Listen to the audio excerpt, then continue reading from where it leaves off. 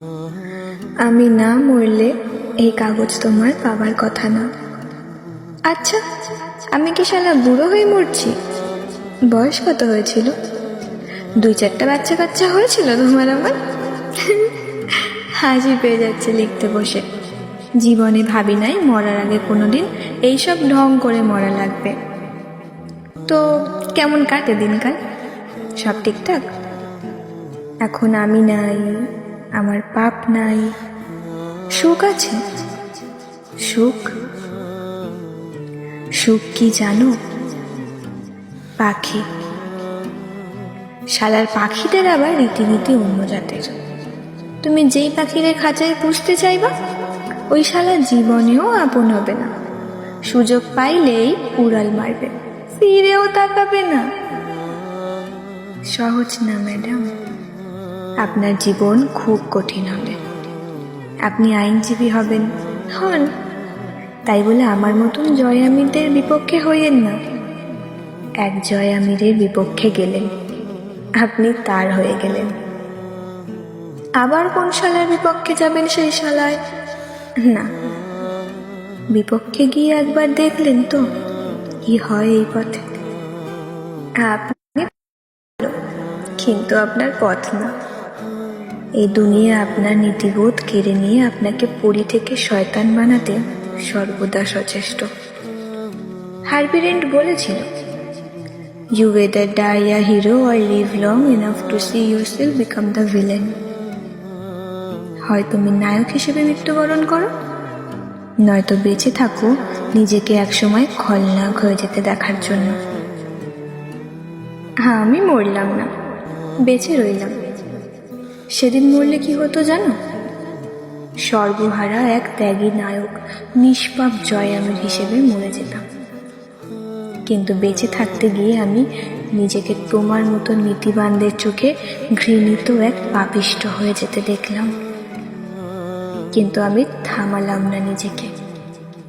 আমার মন চাইল না, কারণ আমি ততদিনে শিখে গেছি মানুষেরা বাঁচে না। বেঁচে থাকতে হলে অমানুষ হতে হবে। যে রাজনীতির দায়ে আমি বাপ হারাইছি, মারে নষ্ট হয়ে মরতে দেখছি, দাদার মাথা গলা থেকে আলাদা দেখে চাচার কোলে নিজের পরিচয় ধুয়ে বাইর হয়ে আসছি পথে, সেই পথে খালি খিদে, নিজের পেটে খিদে, পথের খিদে, পথের পথিকদের খিদে। এই পথে রোজ আমার মতো জয় আমিরেরা পয়দা হয়, কিন্তু সালা দুনিয়ার কিচ্ছু যায় আসে না। রোজ খবরের পাতায় মানুষ আমার মতন জয় আমিরদের সব হারানোর গল্প পড়ে। তারপর চশমাটা খুলে দুটো দীর্ঘশ্বাস ফেলে খবরের কাগজটা সরিয়ে রাখলেই শেষ। রাজনীতির খেলায় সব হারানো আমরা কিভাবে বাঁচব? খিদের জ্বালায় কোন পথে এক মুঠো ভাত খেয়ে বেড়ে উঠব? কি শিক্ষা পাবো? তা সমাজে দেখার সময় হলো না। কিন্তু যখন কিছুকাল পর এই আমরা জয় আমির হয়ে সমাজের সামনে হুমকি হিসেবে দাঁড়াই, তারা তখন ভাবে এই অমানবিকেরা কারা? এদের নীতিজ্ঞান নেই কেন? মনুষ্যত্ব কোথায়? এদের জন্ম কিভাবে হলো? এরা এত ক্ষুধার্ত? ছি, ভালো শিক্ষা পায়নি কেন? তুমিও হবে, হয়েছো খানিকটা, আরও হবে। তুমি আর নীতিবান নেই, তোমার ভেতরে নমনীয়তা ফুরিয়ে আসছে। তুমি একসময় ক্ষমা করতে ভুলে যাবে। তুমি শিখে যাবে বাঁচতে হলে কঠোর হতে হয়, স্বার্থপর আর ক্ষমতাপরায়ণ হতে হয়, মাফ করতে ভুলে যেতে হয়।